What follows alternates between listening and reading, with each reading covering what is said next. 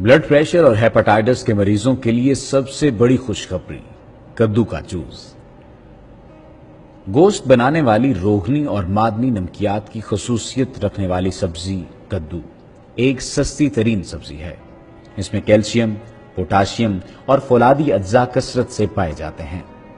कद्दू कब्ज कुशा, मैदे की सख्ती, जलन और तेजाबियत को दूर कर देता है।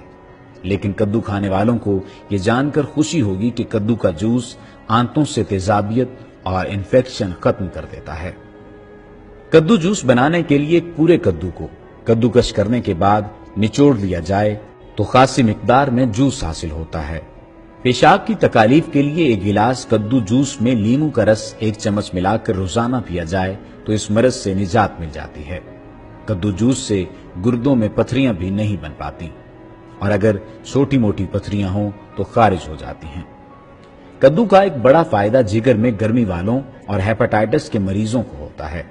इसके लिए मरीज को कम से कम 10 रोज तक लगातार सुबह शाम 1 गिलास कद्दू जूस पीना चाहिए। कद्दू अल्कलाइन मादे कम करता है जिससे ब्लड प्रेशर भी एतदाल पर आ जाता है।